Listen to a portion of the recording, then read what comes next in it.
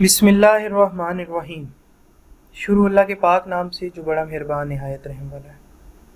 अस्सलाम वालेकुम dear students, welcome to computer class. उम्मीद है कि आप लोग खैरियत से होंगे।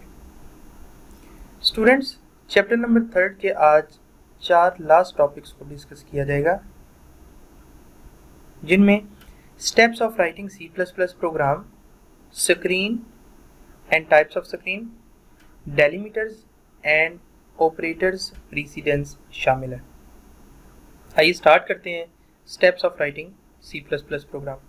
स्टूडेंट्स, जब भी किसी भी C++ प्रोग्राम को राइट किया जाता है और उसको फिर देन एग्जीक्यूट किया जाता है, तो राइट करने से लेकर उसके एंड होने तक 7 स्टेजेस इन्वॉल्व होती हैं, जिनको हम लोग कहते हैं process of writing C++ program. 7 stages में सबसे पहले क्रिएटिंग स्टेज आती है। इस स्टेज के अंदर user different variables, constants, strings और प्रोग्रामिंग टेक्निक्स को मद्देनजर रखते हुए अपने प्रोग्राम के कोड को राइट अप करते हैं। स्टूडेंट्स, क्रिएटिंग स्टेप बहुत ज़्यादा इम्पॉर्टेंट है, क्योंकि एंड यूजर की रिक्वायरमेंट को मद्देनजर रखते हुए प्रोग्रामर ने प्रोग्राम की कोडिंग को डिज़ाइन किया होता है और उसी के मुताबिक प्रोग्राम को राइट अप किया जाता है। प्रोग्राम को राइट अप करना इतना डिफ़िकल्ट शायद नहीं है जितना कि उसको बाद में टेस्टिफाई करना, उसको टेस्ट करना, उसमें से एरर्स को निकालना ज़्यादा टफ है। तो इसलिए जब भी प्रोग्राम लिखना हो तो प्रोग्राम को केयरफुली मैनेज करना है आप लोगों ने। सेकंड नंबर पे आता है एडिटिंग। एडिटिंग क्या है? वंस जब प्रोग्राम मुकम्मल हो जाए तो उसको एक दफ़ा देख लेना, चेक कर लेना, उसका रिव्यू कर लेना कि कहीं इसमें कोई एरर्स वगैरह ना रह गए हों, कोई एक्स्ट्रा स्टेटमेंट्स, कोई नेग्लिजेंस आपकी तरफ से हो जाए, तो उसका एक दफ़ा रिव्यू कर लेना उसमें, ताकि एरर्स वगैरह जितने हैं उसको ख़त्म कर दिया जाए। थर्ड नंबर पे आता है कंपाइलिंग। जब प्रोग्राम लिखा भी गया, रिव्यू भी उसका मुकम्मल हो गया, अब आप चाहते हैं कि इस प्रोग्राम को रन करें, तो सबसे पहले हमारा कंपाइलर कोड की कंपाइलिंग करेगा।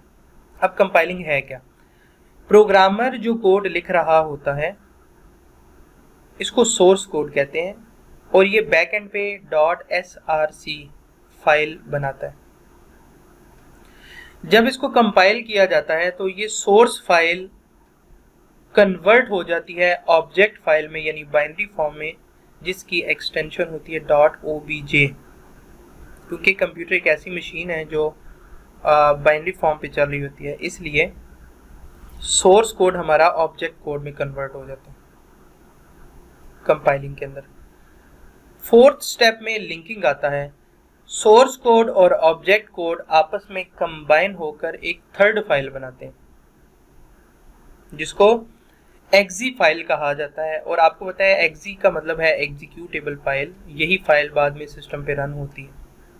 तो फर्स्ट ऑफ ऑल प्रोग्राम लिखा, सेकंड प्रोग्राम का एक दफ़ा रिव्यू किया, थर्ड उसको कंपाइल किया ताकि सोर्स कोड से ऑब्जेक्ट कोड की फाइल बन जाए, फोर्थ सोर्स कोड और ऑब्जेक्ट कोड कंबाइन होकर आपस में कंबाइन होने के बाद एक्जी फाइल बनाते हैं .exe।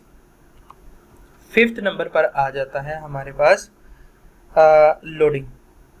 जो एक्जी फाइल है, आपको पता है कोई भी कंप्यूटर में चीज़ चलानी हो तो सबसे पहले वो मेमोरी में लोड होती है। तो फिफ्थ स्टेप में आ गया लोडिंग। जो एक्जी फाइल बनी होगी वो मेमोरी में लोड हो जाएगी और लोड होने के बाद फिर वो एग्जीक्यूट हो जाएगी, हमें हमारी आउटपुट नज़र आएगी। अगर तो स्टूडेंट आउटपुट ठीक है, उसमें कोई साइंटैक्स एरर, कोई लॉजिक एरर, कोई कुछ भी नहीं है, तो इट मीन्स कि अब हमारा प्रोग्राम ठीक है, हम इसको सेव कर सकते हैं। और अगर आंसर ठीक नहीं आ रहा तो फिर आपको दोबारा से एडिटिंग स्टेप पे जाना पड़ेगा, दोबारा से एडिटिंग करेंगे और फिर कंपाइल करेंगे, फिर उसको उसके बाद उसकी फाइल्स वगैरह बनाई जाएंगी, फिर उनको लोड मेमोरी में किया जाएगा और इसी तरह एग्जीक्यूट भी किया जाएगा। यानी जब तक आपके एंड रिजल्ट्स ठीक नहीं आ जाते तो एग्जीक्यूटिंग से बार बार आपको स्टेप नंबर 2 पर जाना पड़ेगा, और अगर रिजल्ट्स ठीक आ जाते हैं तो फिर प्रोग्राम को सेव कर लिया जाता है। स्टूडेंट्स, ये 7 स्टेजेस हैं जिनको process of writing C++ program कहा जाता है। उम्मीद है कि आपको ये टॉपिक समझ आया होगा। आइए स्टार्ट करते हैं हमारे आज का नेक्स्ट लेक्चर। नेक्स्ट लेक्चर है स्क्रीन। स्क्रीन क्या है? It is an interface that is used to interact with machine. एक ऐसा इंटरफेस, एक ऐसा इंटरमीडिएट जिसमें यूजर और मशीन ये दोनों आपस में इंटरेक्ट कर सकते हैं। आप देखें कि अगर मोबाइल की स्क्रीन टूट जाए तो आप कभी भी इजीली मोबाइल के फुल फंक्शंस को ऑपरेट नहीं कर सकते, क्योंकि आपका इंटरेक्शन जो उस डिवाइस या मोबाइल के साथ होना था वो ख़त्म हो गया। इसी तरह एटीएम मशीन की भी बात करते हैं कि एटीएम मशीन में अगर आपको स्क्रीन ना दी जाए, ठीक है, तो उसको फिर यूज़ करना डिफ़िकल्ट हो जाएगा, शायद इम्पॉसिबल हो। और इसी तरह लैपटॉप है, जितनी भी डिवाइसेस हैं, जितनी भी मशीन है, उसमें आपको स्क्रीन दी जाती है ताकि यूज़र उसको इजीली ऑपरेट कर ले। तो स्क्रीन हमारी एज आ इंटरफेस काम करती है मशीन और यूज़र के दरमियान। C++ के अंदर 2 तरह की स्क्रीन पाई जाती हैं। एक को IDE स्क्रीन कहते हैं, जिसको इंटीग्रेटेड डेवलपर एनवायरनमेंट कहा जाता है, और ये आपको इस डायग्राम में ब्लू शेड में नज़र आ रही है। सेकंड स्क्रीन को ऑब्जेक्ट स्क्रीन या आउटपुट स्क्रीन भी कहा जाता है। स्टूडेंट्स, मैं आपको बताता चलूं कि इन दोनों स्क्रीन्स के 3 नाम हैं। ब्लू कलर की यानी IDE स्क्रीन के 3 नामों में से पहला नाम IDE, दूसरा नाम टेक्स्ट एडिटर स्क्रीन, और थर्ड नेम इसका सोर्स स्क्रीन होता है। IDE, टेक्स्ट एडिटर स्क्रीन या सोर्स स्क्रीन।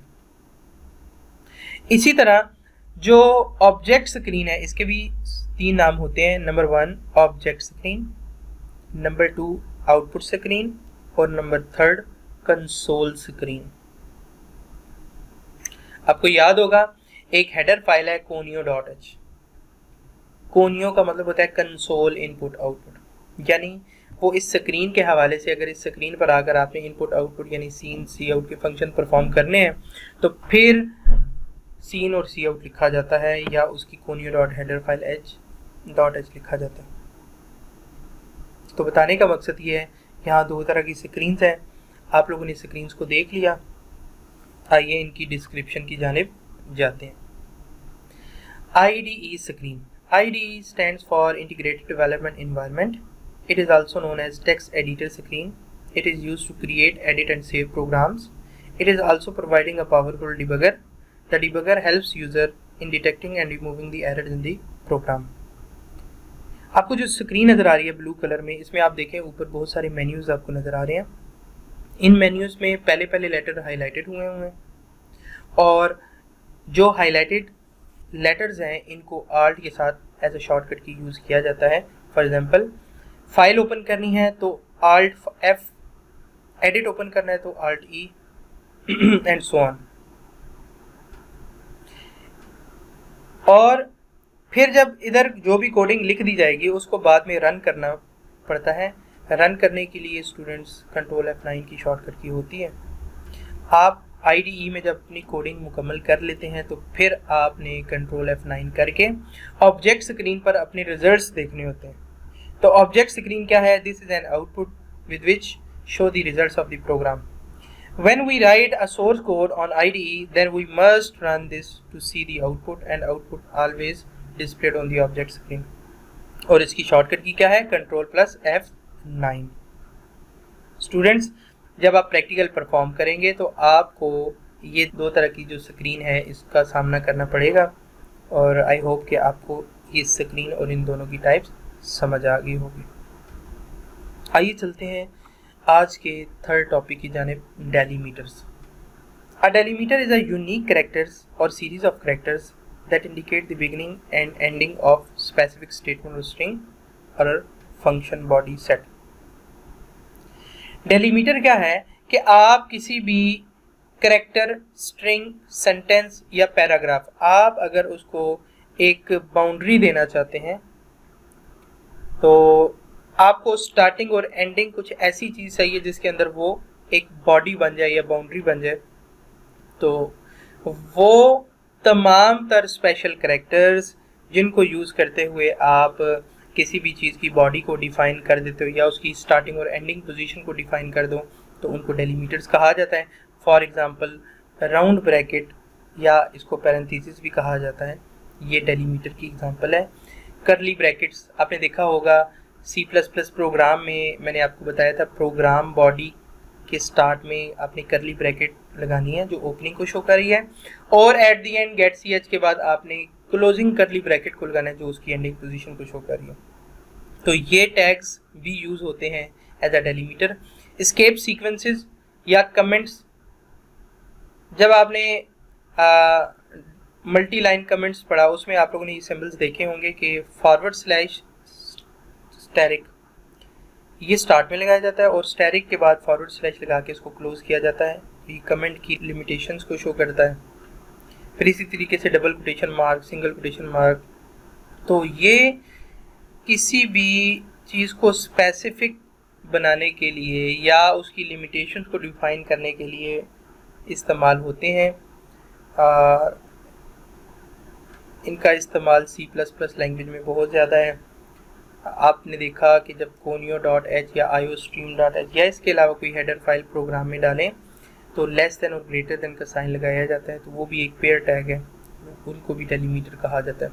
फिर वाइड मेन के साथ स्मॉल ब्रेसेस लगाई जाती हैं, वो भी डेलीमीटर है। फिर प्रोग्राम के आगाज़ में लगाया जाता है, वो भी डेलीमीटर। फिर गेट ch के साथ लगाया जाता है, वो भी डेलीमीटर।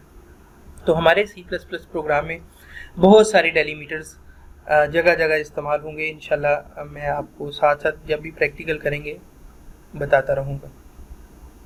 स्टूडेंट्स, ये था आज का टॉपिक नंबर 3। आइए चलते हैं टॉपिक नंबर 4 की जानिब।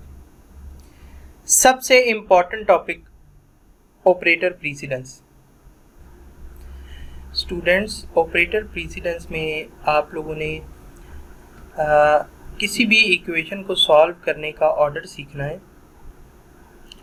कौन से ऑपरेटर को पहले सॉल्व करना है और उसके बाद फिर फर्दर कौन से ऑपरेटर्स को सॉल्व किया जाएगा। ऑर्डर ऑफ प्रीसिडेंस 2 हिस्सों में डिवाइड किया जाता है, हाई एंड लो। हाई में 3 तरह के ऑपरेटर्स आते हैं। किसी भी वैल्यू को अगर मल्टीप्लाई करना है, डिवाइड करना है या उनका रिमाइंडर निकालना है तो इसको हाई प्रीसिडेंस कहेंगे। प्लस और माइनस को लो प्रीसिडेंस कहेंगे। तो स्टूडेंट्स, सबसे पहले इक्वेशन को के अंदर हाई प्रीसिडेंस ऑपरेटर को पहले सॉल्व किया जाएगा लेफ्ट टू राइट, और आफ्टर दैट फिर लो प्रीसिडेंस ऑपरेटर्स को सॉल्व किया जाएगा left to right. Left to right flow को आप लोगों ने याद रखना है, और ये भी कि सबसे पहले हाई प्रीसिडेंस ऑपरेटर को सॉल्व किया जाता है। फॉर एग्जांपल आप देख रहे हैं कि 5 + 6 - 11 + 8 × 5 + 4। इस पूरी इक्वेशन में सबसे पहले डिवाइड हो, मल्टीप्लाई हो या मॉड हो, लेफ्ट टू राइट जाना है और जो पहले हाई प्रीसिडेंस आएगा ऑपरेटर उसको सॉल्व करना है। तो इस पूरी इक्वेशन में सिर्फ और सिर्फ एक ही हाई प्रीसिडेंस ऑपरेटर है, 8 × 5। इसको सॉल्व किया। ऑपरेशन नंबर 2 में फिर देखें बाकी सारे लो बच गए, तो हमने लेफ्ट टू राइट जाना है। 5 और 6 पहले जमा हो जाएंगे, फिर अगले स्टेप में माइनस हो जाएंगे, फिर अगले स्टेप में 0 40 के साथ जमा हो जाएगा और लास्ट में फिर दोबारा इसके साथ ऐड अप हो जाएगा। स्टूडेंट्स, दूसरी एग्जांपल की जानिब जाते हैं। इस एग्जांपल में आपको 3 वैल्यूज दे दी गई हैं, 10 + 20 × 30। प्लस लोअर प्रीसिडेंस है और जो मल्टीप्लाई हो रहा है ये हायर प्रीसिडेंस है, तो 20 को 30 से पहले मल्टीप्लाई करना है। 20 × 30 क्या हो जाएगा, 60। आफ्टर दैट 10 और 60 आपस में ऐड हो जाएंगे। स्टूडेंट, ये एक एग्जांपल है सिंपल सी। एग्जांपल नंबर 2 की जानब जाते हैं। एग्जांपल नंबर 2 में आपको फिर से 3 वैल्यूज दे दी गई हैं, 100 / 10 × 10। अब होगा क्या, दोनों जो प्रीसिडेंस है वो हाई लेवल में शुमार होते हैं। आपने लेफ्ट टू राइट जाना है, तो 100 को पहले 10 पे डिवाइड करेंगे तो इसका आंसर आ जाएगा, और जो भी आंसर आएगा उसको फिर दोबारा 10 के साथ मल्टीप्लाई कर देंगे, तो 10 × 10 क्या हो जाएगा, 100।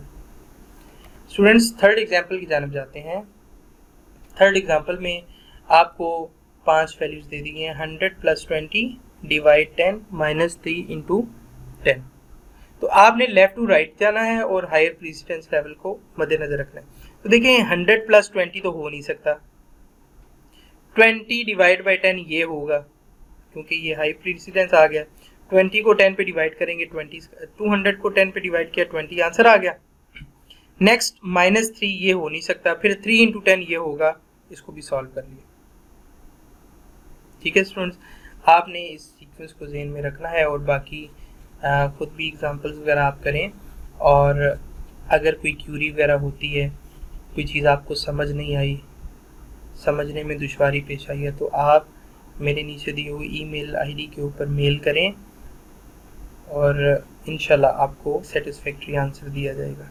अपना बहुत ज़्यादा ख्याल रखिएगा। अल्लाह हाफिज़।